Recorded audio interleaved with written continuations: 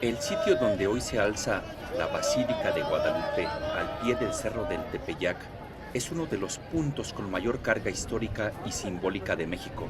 Su Veladoras, evolución ha amigos, para pasado darle de ser un gracias. adoratorio prehispánico a convertirse en el centro de peregrinación más visitado del mundo. Mucho antes de la llegada de los españoles, el Cerro del Tepeyac, el náhuatl Tepeyacac, en la nariz o punta del cerro, ya era un centro religioso fundamental. ¿Qué había?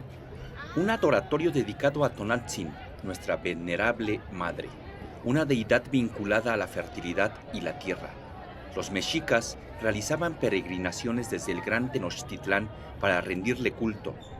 Se llegaba principalmente por la calzada de Tepeyac.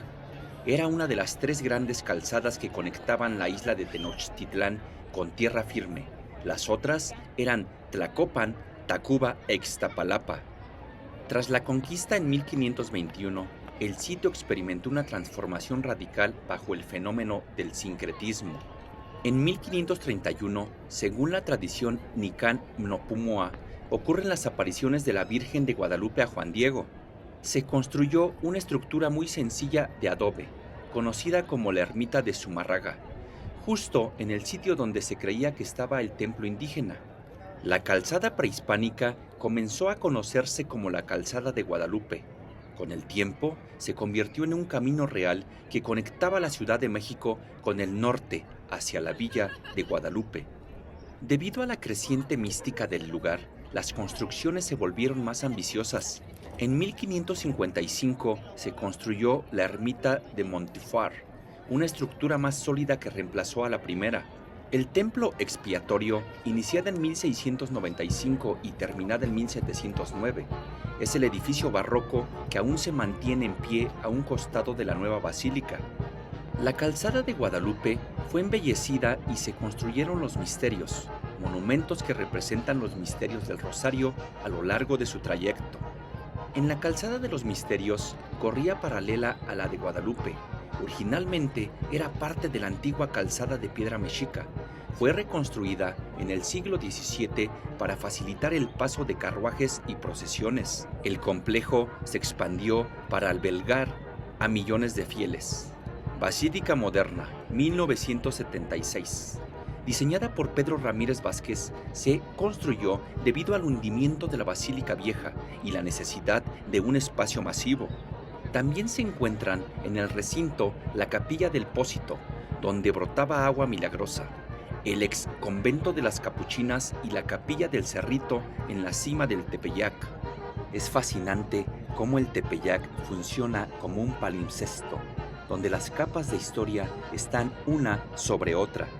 La transición de lo prehispánico a lo colonial no fue solo un cambio de edificios, sino un rediseño total del cosmos simbólico. En el mundo mexica, el Tepeyac no era un templo cualquiera, era un punto de conexión con la tierra misma. Tonantzin, nuestra venerable madre, no se trata de una sola diosa, sino de un epíteto o título que se le otorgaba a varias deidades femeninas. Principalmente se asocia con Cihuacóatl, la mujer serpiente y recolectora de almas, o Coatlicue, la de la falda de serpientes. Estas diosas representaban tanto la vida como la muerte. Al ser el Tepeyac la nariz o el inicio de la serranía de Guadalupe, se consideraba un lugar donde las fuerzas de la tierra emergían. Los evangelizadores, como Bernardino de Sahagún, notaron con sospecha que los indígenas seguían llamando Tonantzin a la Virgen de Guadalupe. Para los nativos, la transición fue lógica. El lugar sagrado de la Madre Tierra seguía siendo el lugar de la Madre de Dios. El recinto actual es un muestrario de cómo la ingeniería mexicana ha luchado contra el suelo fangoso del valle. El templo expiatorio, Basílica Vieja, barroco, terminada en 1709, es una joya del barroco novohispano. Posee 4 torres octagonales y una cúpula central cubierta de azulejos de Talavera. Es un retablo de piedra donde la escultura narra la historia de las apariciones. Debido al peso del edificio y a la naturaleza del suelo lacustre, la estructura sufrió hundimientos diferenciales extremos, lo que obligó a cerrarla por décadas para ser rescatada mediante pilotes de control. La capilla del Pósito es, quizás, el edificio más elegante del conjunto, diseñada por Francisco Guerrero y Torres en el siglo XVIII. Su planta es circular o mixtilínea, algo muy inusual en la época. Está decorada con azulejos de Puebla en zigzag, influencia mudéjar, y piedra roja, tezontle. Se construyó allí para controlar las aglomeraciones que buscaban beber agua del manantial que brotó en el sitio. La nueva basílica, inaugurada en 1976, es una obra maestra del arquitecto Pedro Ramírez Vázquez. Su forma circular y su techo de cobre, que han tomado un tono verde con el tiempo, evocan la tienda de campaña que usaban los judíos en el Éxodo. Al no tener columnas internas, permite que los 10.000 asistentes que caben en su interior tengan visibilidad total hacia el altar mayor. Gran ingeniería. Está construida sobre un solo pilote central a gran profundidad para evitar que el hundimiento del suelo la afecte como a su predecesora. Si observas con atención la parte superior del edificio moderno, notarás que las líneas de la techumbre parecen converger hacia el centro, simbolizando el manto de la Virgen que protege a quienes están adentro. La magnitud de las visitas a la Basílica de Guadalupe no tiene comparación en el mundo occidental. Para que te des una idea, el flujo de personas en los días cercanos al 12 de diciembre supera incluso a la peregrinación a la Meca en términos de concentración en un periodo tan corto. Recientemente, en diciembre de 2025, se alcanzó una cifra histórica: 12.8 millones de peregrinos visitaron el recinto tan solo en el marco de las festividades del 12 de diciembre. Se estima que el complejo recibe entre 18 y 22 millones de personas a lo largo de todo el año, consolidándose como el santuario mariano más visitado del mundo, superando incluso al Vaticano. Manejar a tal cantidad de gente requiere una coordinación de nivel militar. Durante los días pico, se despliegan miles de elementos de policía y protección civil. Solo en 2025 se recolectaron más de 1.400 toneladas de basura en la zona. Se instalan puestos de atención para atender a miles de personas por agotamiento, deshidratación o lesiones en los pies. Muchos llegan caminando o de rodillas desde estados lejanos como Puebla, Querétaro o Veracruz.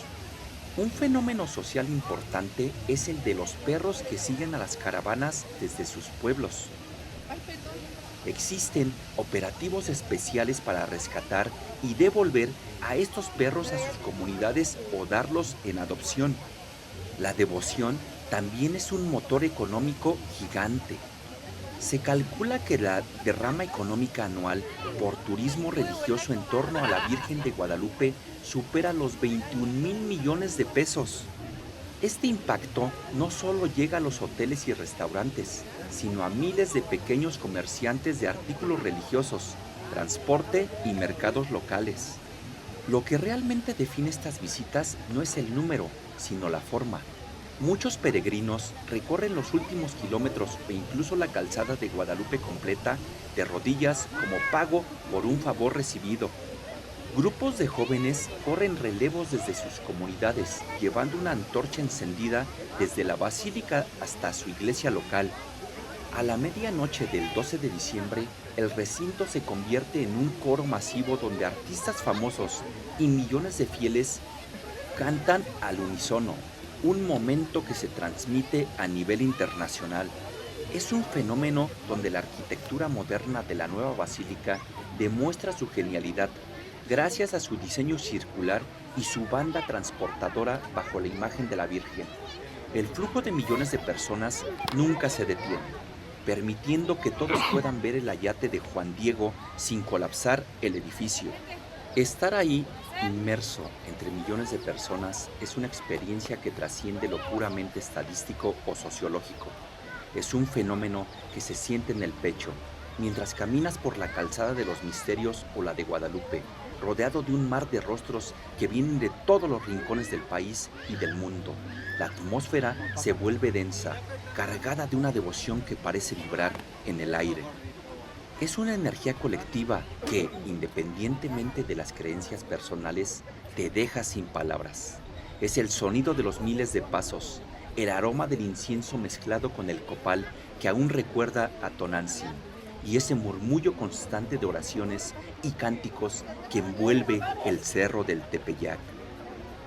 Ver la nueva basílica iluminada, recibiendo oleadas humanas que no cesan, te hace comprender que ese sitio sigue siendo lo que fue hace siglos, el corazón palpitante de una identidad.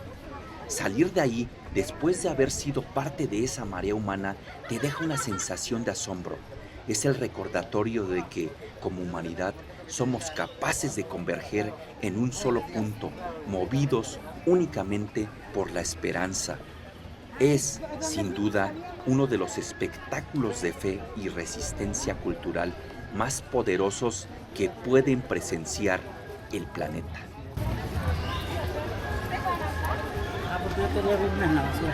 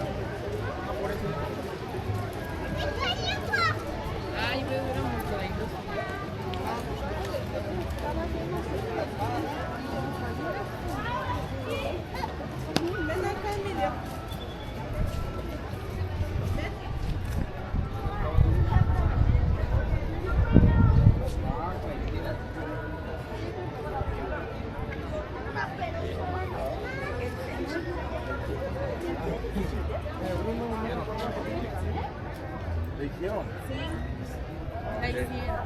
Y yo la he visto.